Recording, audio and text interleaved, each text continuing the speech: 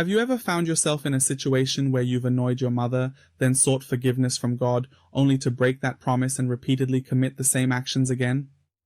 All things considered, just imagine if you've also gained a near-death experience, and that particular experience turns out to be anything but good.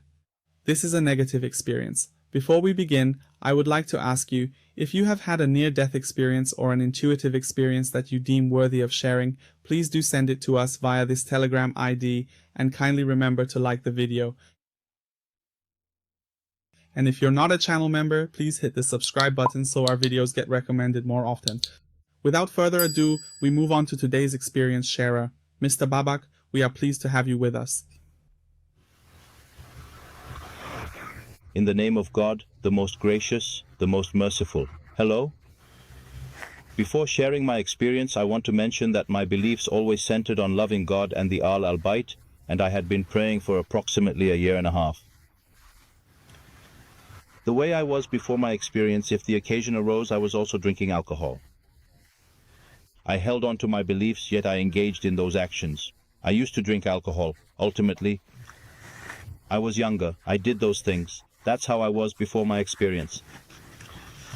I didn't pay it much mind. I also was very particular about halal and haram. Also, I always held my parents in high regard and respected them. More or less, significantly less, or better yet, less. When my nerves got frayed, I'd talk back to them. I wasn't really holding back my responses. That's the kind of person I was back then, before my experience. My experience transpired approximately 10 or 11 years in the past. Upon my return home, I had been out. Upon arriving home, as dinner wasn't prepared and I felt exhausted, I ended up yelling and screaming at my mother, demanding why the food wasn't prepared. I distinctly recall back then, I frequently used to yell at my mother a great deal.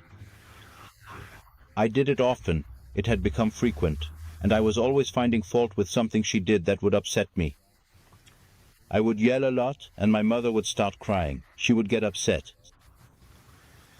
I used to loudly exclaim, "Why are you screaming and acting this way? Can't you see that the meal is still being prepared? Just be patient, it'll be ready." I should also say that I was a huge food lover. I mean, when I got hungry, I would get irritable. Then, for example, over things like, "Why didn't you mend my clothes? Instead, you ripped them up and discarded them." I'd get upset over such silly things. I'd yell at my mother. She would cry. Then I would feel bad about it. To make a long story short, this mistreatment of mine became more frequent. It got to the point where I was yelling at my mother 2 or 3 times a week. She would cry and I would feel bad myself. Right. And one day I told myself, it's a sin. I shouldn't be disrespectful anymore. I won't yell again. I will desist from such behavior. A week went by, I completely forgot, and then yet again I became quite agitated about another issue. I once again yelled at my mother. Consequently, she became very upset and started to cry. Then I too became quite upset. It suddenly hit me. Oh man, I had made a vow to myself not to raise my voice at my mother. I said, I won't yell anymore. I felt regretful again, and this time I said, I swear an oath by Hazrat Abbas, I will never yell at my mother again. I also hold the oath sworn by Hazrat Abbas with utmost seriousness. Let me clarify, people of Turkish descent generally cherish Hazrat Abbas profoundly, and I had indeed made a very solemn vow in his revered name. That meant it was over. I absolutely could not yell at my mother anymore. I wouldn't bring any more distress upon her or trouble her again. Why not yell at Mom? I'd sworn an oath by Hazrat Abbas. So that passed, and about 2 weeks later I forgot again. I clearly recall that incident. 2 weeks passed. I became upset again. I yelled and screamed at my mother, and I just wouldn't back down from it. To find some peace and quiet, I would often shout at my mother, just to release all my pent-up emotions. My mother broke down into tears. She just started to weep. All of a sudden, a voice, echoing from deep within my own mind, questioned, "Hadn't you made a solemn vow?" This particular voice resonated unlike any other I'd encountered, and consumed by a furious anger, I retorted with a brazen challenge. I declared, what was I to do? The blame lies entirely with her. I mean, all those previous times when I raised my voice at my mother, she would inevitably end up in tears. Later, I'd regret it. But this time I boldly insisted I was right, saying, it's her fault. I felt I acted appropriately. The very second those words escaped my lips, "What can I do? It's her fault." The moment those words left my lips, I had the TV remote in my hand, flipping through channels.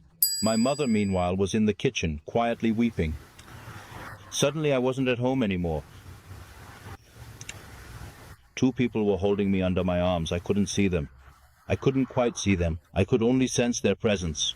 Everywhere was pitch black, and directly before me there lay a grave. There were two small mounds of dirt, which were the excavated soil from the grave. The grave had been emptied. On the outside there were two small mounds of earth right beside the grave itself. I could clearly see all of these things. And I could see everything at once, like the blackness inside the grave. I could concurrently perceive the pair of small mounds. I could clearly perceive everything in my surroundings, yet I couldn't discern what lay behind me. Then, in that very moment, I saw a large, imposing scorpion resting on one of those dirt mounds. It was truly enormous, far larger than any scorpion found on Earth. It was truly terrifying, with a greenish-black body and horrifying black stripes. I observed its sudden appearance on the mound. It hadn't been there previously. I then stared at it, and a profound sense of terror washed over me. That scorpion truly had no need to even approach me. Just by looking at it, a profound sense of fear overwhelmed me. And let me tell you, the fear that gripped me was so intense that I thought to myself, with all this terror, I should be dead by now. Why am I not dying? Why am I not dying of fear? That's how terrifying that scorpion was. Overwhelmed by fear, I attempted to escape. I began to slowly retreat, but the two individuals who had been restraining me, yes, they returned me to that exact same previous location. They instructed, "Behold, this is the torment for one who annoys their mother." I was so paralyzed by fear I didn't know what to do. Terror utterly consumed my being. Just as I glanced behind me, the scorpion subtly shifted one of its legs for a fleeting moment. My fear multiplied again. I thought, "It's coming for me now." It only moved one of its legs. The moment the scorpion moved its leg, a little bit of dirt, tiny grains of dirt, slid down from under its leg. My eyes locked onto that minuscule grain of dirt. I distinctly saw that tiny particle shift its position. Honestly, to observe something of such minuscule proportions, you would genuinely require a microscope, in my estimation. And then, after observing that, my vision went back to its original state. And with that, my experience concluded. Then in an instant I found myself back at home. I had the remote in my hand, and an overwhelming, terrible fear had completely gripped me. My tongue was tied. I was completely speechless. Well, I really couldn't speak a word. I got up to go get some water, hoping to calm myself down a bit. In my fear, I peered into the kitchen, under the fridge, beneath the washing machine, and inside the cabinets, dreading that scorpion would crawl out from these concealed places and strike me. Afraid it would crawl out from under something and attack me. My mother could tell from my state that something had happened to me. My behavior had changed. She asked, "What are you doing? What are you looking for?" I said nothing. I was thoroughly overwhelmed after that scene I had just witnessed. I imagined that scorpion was now inside the house. And I must mention, subsequent to that encounter, numerous questions arose in my mind, yet I lacked any responses to them. My questions were things like, why don't the colors I saw there exist in this world? And why was it that I could perceive everything simultaneously, and my vision had the ability to zoom? And how was it that despite the duration I spent there upon my return, it felt as though no time had elapsed in this world, yet I had undoubtedly been present in that other place?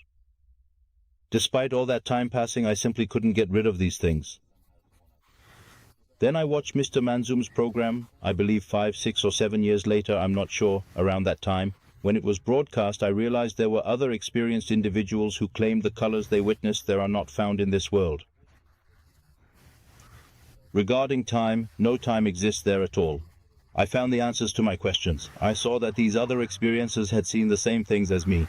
It was at that point that I came to understand I wasn't alone in receiving such a warning or having this kind of profound experience. God has bestowed grace upon many, revealing to them a glimpse into a portion of the other world, showing them a piece of what lies beyond. Exactly like my experience. Indeed, it was truly terrifying for me, but it immensely helped me. After that experience, I stopped drinking alcohol. Now I do my praying on time whenever I can. I don't gossip. Many of the things that would distance me from God and al-Bayt, I refrain from doing them with God's grace. God has helped me so far, and He will continue to help me. Hopefully, all of us will ultimately find a good and peaceful end. Thank you for your excellent program, and I apologize for taking up your valuable time. Thank you very much, and goodbye.